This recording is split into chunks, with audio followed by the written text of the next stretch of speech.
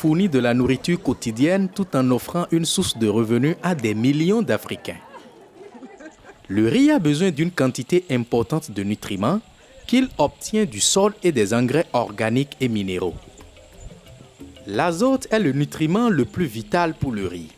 Il développe les tiges et les feuilles et leur donne une couleur bien verte tout en stimulant le développement des thalles, la production des panicules et le remplissage de leurs grains.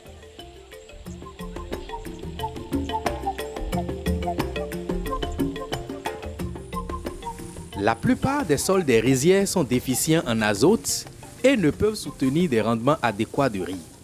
L'application d'un engrais minéral comme l'urée est donc indispensable.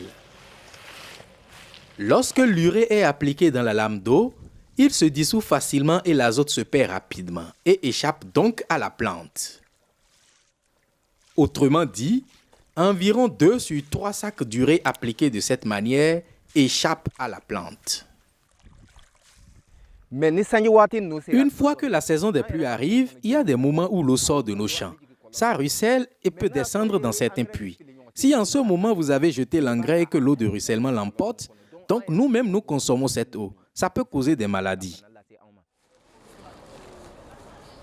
L'augmentation des prix des engrais minéraux et l'inefficience de la fertilisation azotée font perdre beaucoup d'argent aux producteurs.